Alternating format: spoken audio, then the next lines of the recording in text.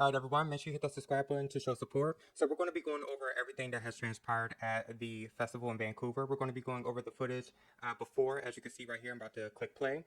We're going to go over the footage of the aftermath, footage of the driver talking, the location and speed, footage of the EMTs arriving, the news, to see what they're saying, and then we're going to go over and look at what the police chief is saying. So we're going to start the video. Do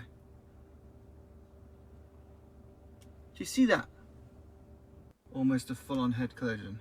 This guy. I'm not going to read that comment. People be asking for so much. Okay, so this is the page of a ex-user. He is stating that basically him and his daughter were in the car, and they're wanting to know if this was the same driver. There's news station people, reporters all up and down his comment section, asking them to respond to his DMs. And it seems that he sent the high content to the police and news outlets.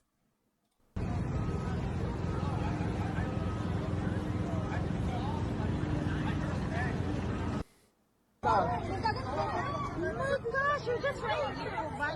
Warren. Oh my gosh!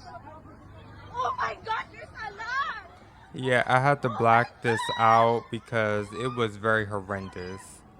I saw that people had like versions of it blurred out, but the blurring wasn't working. I just had to put a giant box. It's too much. Oh my gosh! It was a lot. Like even my head was spinning. This was a lot.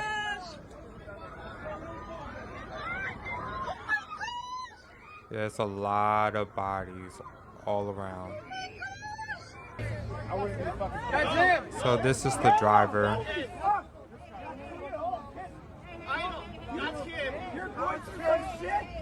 He killed a 2-year-old kid? Smile! Smile, you fuck! Smile! What you fucking say? What the fuck? Soda, you fucking smile!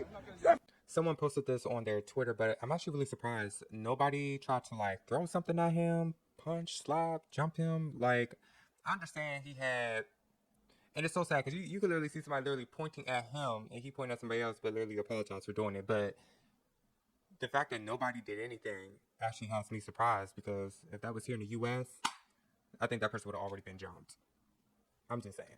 Okay, so someone posted this morning. Now, the reason why a lot of people weren't able to see where this driver was when all of this happened right here where the festival is due to the fact is he actually got out the car, which was weird. He turned on the hazard lights like that made any difference, and literally just walked all the way up to the corner and was there with security.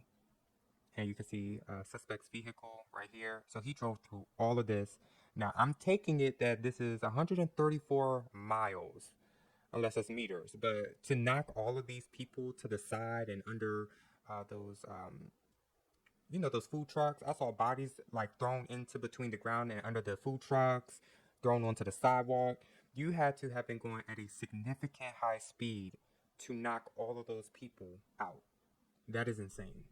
And so on this side, you'll see where someone made a post under this guy's post and was saying, let me know when you figure out why this incident took place on the only stretch of road in Vancouver not monitored by traffic cameras. How convenient. So I'm taking it, these are the cameras in Vancouver, and right here, no cameras. But at the same time, even point of entries, there's really not a lot of cameras where this festival took place. So this is very interesting to see what comes out about this information. We're going to resume the video. Car accidents here in Fraser by Oliver. Ambulance has already been called and police has been called. So this has been dispatched, about 20 casualties, all on the floor, all on the street. Medicals has been dispatched. Medicals are already arrived. Rescue is already here. Ambulance has been dispatched. 911 has been called. Help is here.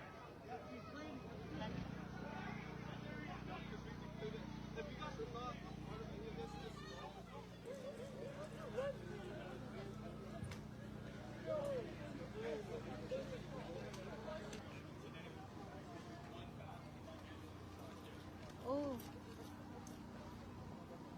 driver is gone. The driver is gone. The driver's not gone. He's with security up the street, but most likely was already detained. He was already detained before she recorded that.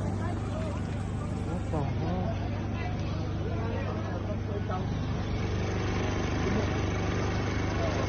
Overnight, at least 9 people killed and multiple people injured when a car plowed into a crowd at a block party in Canada. The bloodshed at closing time, just after 8 p.m. in Vancouver, British Columbia, north of Seattle, at the street festival where hundreds of Filipinos were celebrating Lapu Day, a holiday that honors their heritage. Police arresting a lone suspect, a 30-year-old man from Vancouver, at the scene. Prior to police arrival, he was taken into custody by people in the crowd. The suspect was known to police in certain circumstances. Investigators seen examining this black SUV, its front end smashed. Some people were just shocked. I've seen a lot of people crying. Sheldon Nipshank lives down the street. He was walking by just minutes after the mayhem. Some cops already there, but like the reinforcements that they were calling, they were coming and they were running down the street. The fire department was pulling up. They're running down the street. And the ambulance people, they're running down the street. Vancouver's Mayor Ken Sim tweeting, "I am shocked and deeply saddened by the horrific incident at today's Lapu Day event." Just hours before the tragedy, leader of Canada's New Democratic Party, Jagmeet Singh, on stage making a campaign stop at the festival. Singh now tweeting, "Our thoughts are with the victims and their families," and Vancouver's Filipino community, who are coming together today to celebrate resilience. Shortly after 8 last night, Saturday, April 26th, a man driving a black Audi SUV drove into a large crowd of people at the Lapu Street Festival in South Vancouver. This festival, which is a celebration of Filipino community and culture, had been taking place all day in and around the grounds of a school located at 41st and Fraser Street. It was expected that tens of thousands of people would attend throughout the day, although it was scheduled to wrap up at 8 p.m. There were still many people in the area when the incident occurred. The vehicle that struck festival goers approached the festival area from the west on East 43rd Avenue. It entered a small crowd enclosed area and drove through the crowd. There were hundreds of festival goers still on the street, and multiple people were struck by the vehicle. There are now 11 confirmed fatalities. We believe dozens more are injured, some seriously, and the number of dead could rise in the coming days or weeks. The most critically injured were transported by ambulance to 9 different hospitals throughout Metro Vancouver, and we want to extend our profound gratitude to all of the medical professionals who have worked throughout the night to care for the victims. The driver of the vehicle was the lone occupant, and he was arrested at the crime scene by members of the Vancouver Police Department after bystanders and witnesses intervened to detain him. He remains in custody. While I'm not prepared to speak about the potential motive, I can now say with confidence that the evidence in this case does not lead us to believe this was an act of terrorism.